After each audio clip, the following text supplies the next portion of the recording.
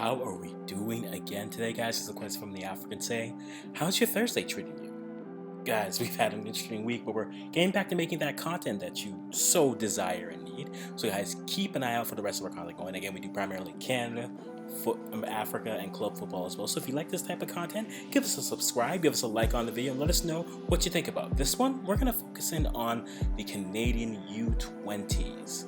The tournament's actually starting this Saturday, so we just want to go over the roster, name a few surprises, and talk a little bit about some of the pool that's there. As a reminder for you that it will be broadcasted on One Soccer, all on YouTube, so preliminaries games coming in on the 18th, 20th, and the 22nd of June. So make sure you have those knocked in your calendars for that. Let's get into the action here. So the roster was dropped, and here we have, let's go through it. Keepers, Ben Alexander, Dino Bontis. Defenders, Noah Abatneh, Kwasi Poku, Jamie Knight-Lebel, Locke Cloutier, Kobe Franklin, Kashan Ferdinand. In the midfield, Justin Smith, Matteo Campagna, Rita Zuir, Matthew Catavolo, Mael Henry, Cameron Habibullah, and Gabriel Pellegrino. Forward, Jean-Aniel Assis, Lowell Wright, Jesse Costa, Thiago Coimbra, and Hugo Mbonga. Now, let's compare that to the men's April camp squad, where you have Max Anchor, Dino Bontis, Adissa De Rosario, and Owen Goodman. Goodman is a name that we were excited for, but however, the English FA was able to convince him to stay with the English U20s. That doesn't mean he is capped to England. He can still switch over, but it's good to see, another top prospect that we are in the runnings for. When we look at the defenders, Locke Cloutier there, Jamie Knight-Lebel, Justin Smith as a defender, probably switching over as a midfielder, but can probably go between back and forth. Is good to see. Luc de Fougerolles, a nice young prospect, but it's good that we got to look at him to see kind of what there is. And Eric White didn't make the cut. Also bring up Tyler Crawford, who was on the preliminary list, but then wasn't also able to make this final squad. I will note there are 4 training players, but we'll get to that when we go through where all these players are coming from. We get to the midfielders, Maxwell Papegrass, Jay Herdman not making the cut, and then Ronan Krat. Good to see him play, but still not making the cut as well. So it's definitely good to kind of keep an eye on it to see what we can see with these players. But I think it shows the importance of actually having camps, and I think all the youth teams do need their opportunities to have camps so we can see more and more players. I think more camps is something that should be done. And actually, since I'm on my soapbox, let me have this conversation. CPL has, 6, soon 7, 8 stadiums. I was noticing something in Ghana where they were playing a youth tournament with youth teams, and they just had nice tournament, Western African football, and they had it free admittance to people who want to watch some youth players. I don't know why we couldn't do that. Yes, you could lose money by having a game there, but charge them like $3 or $5 to come in and watch some youth football, grow the brand. It's not hard, Canada soccer. There are opportunities we can, since we have all these CPL nations. What better way, CPL countries, CPL stadiums, since we have all these CPL stadiums, why not use them and try to use them as an opportunity to spread the growth of Canada soccer? But let's get back to what we're here to talk about. I think it's really interesting. 2 things come to mind. The first thing is, when they had the first camp, they had the exempt list, that said essentially, well, these 7 people weren't able to come. And we saw names like Luca Kalesho, who was in camp, but then we all know what happened to that camp, so we don't need to talk about it. We had Jaquil Marshall-Ruddy, still returning from injury, so won't be available fully. Players like Kashan Ferdinand, Gilles Anthony Vincent, Rita Zuir, who had gone to camp with Morocco, as well as others, and Thomas Geraldo, Kashan Ferdinand as well. And it's interesting to see that some of these names, we started hearing, peaks and leaks, that some of these names, when I saw this list, I thought to myself, I feel like they're saying, look, if these guys come, they're in. And look at the list. Kobe Franklin's in this list, Kashan Ferdinand's in the squad, Rita Zuhir's in this squad. And I feel like they left enough breadcrumbs to let us know, look, if we can get some of these players, we'll definitely be there. There's even players I'm surprised didn't make the squad, players who have first team minutes. Now, this could mean maybe that the squads didn't release them, but like a team, like a player like Antoine Couplan not making the list, who is someone who left the CPL and is playing well in Europe, is on the first team, so he's getting that training. And there are others, I'm sure, guys. You let me know. But going to this list now, look at this. We have Ben Alexander as goalkeeper from Whitecaps Academy, Noah Abatneh from Lazio Roma, and Forge FC Kwasi Poku, Justin Smith, who is a center back but also can play CDM.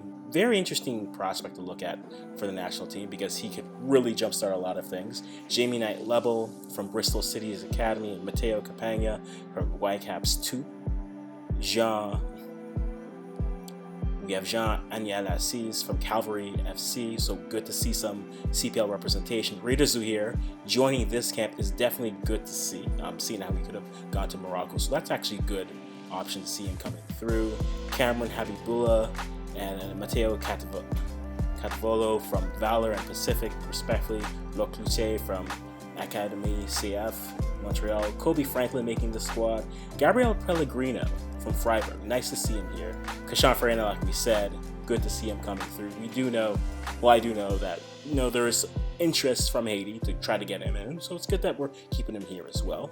Mal Henry, Jesse Costa is another name that we were hearing, and Peter Galindo actually did confirm that Portugal was trying to get him back into their youth system, but he switched over, which again shows the importance of having these camps. And I got off my soapbox, so I don't need to say host friendlies in MLS stadiums and give $5 at minutes and see what you can do. Dino Bantis coming in, Thiago Coimbra. I just want him on the team so he can have a Canada kid. And Hugo Mbongo, this is an interesting one because in preseason he was scoring goals with TFC, and for some reason I was just saying we should keep an eye on this guy. And lo and behold, he makes this list. Now on the training players, they have Adissa Di Rosario, Jefferson Alphonse, Adam Perlman, Eric White, who makes the training, and Hugo Tavares from Pacos de Ferreira. So this is a good, interesting squad. I feel they'll have depth. I think when you go into any of these youth tournaments, as we saw with the girls and the ladies on that Baby Reds. By the way, if you don't know, we are referring to this team as Babyrouge because that's how we're doing it. I've decided, and apparently I have power. Who knew? I don't have power, but squad rotation is going to be key here. Things that Canada has done wrong is just not getting the right players in. Things that the girls have learned is getting that squad rotation going. So seeing them rotate through, even the keepers, so you can keep players fresh. Top 3 make it through to the round of 16, and then last 8. Unlike the women's tournament, just as a refresher, the final 4 actually, qualify for the U-20 World Cup, and then the finalists go to the 2024 Paris World Cup, the Paris Olympics. So whereas in the women's tournaments, if you make it, you're 2 wins away from being 1 win away. They basically 2 wins guarantees you the World Cup, and then 3 wins guarantees you that lovely trip to the Olympics. So this is big. It's really big for the youth. It's interesting, especially as a country which is starting to get on the rise and seeing how they can develop. This is one peak, and I always say this about youth teams.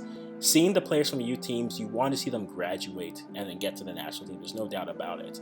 However, this is a snapshot. These are the players who are playing well right now. Their trajectory, their curve isn't guaranteed to be skyrocketing to the moon here. There are other players who weren't selected, who are playing in academies, who are in first teams, who are playing well. And I think we have to remember that just because they don't make this team doesn't mean that their journey or their opportunity with Canada Soccer is done. Or maybe even another national team. Development isn't linear. But I'm excited to see what it is, guys. If you are from another country, this is our squad. I think for me, the players I'm very much curious to see. Jesse Costa definitely as that midfielder coming through.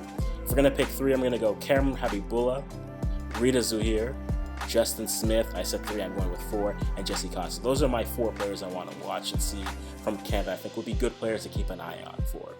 There's good squad and good players overall, but those are my 4. If you guys have 4 that you're looking out for, who do you think are those players? Let me know in the comments below, guys. And again, we're going to be doing our best to cover what's happening in that tournament. We'll probably have videos about it weekly. We're going to be having 3 games in essentially 6 days. So news is going to come fast, so we may be doing some reactions to that. But guys, make sure you give us a like, comment, and subscribe here if you like that, and keep following for all knowledge and all on all news on Canada soccer, some African soccer, as well as club football as they start gearing up for preseason. This is the Quest from the African saying bye-bye for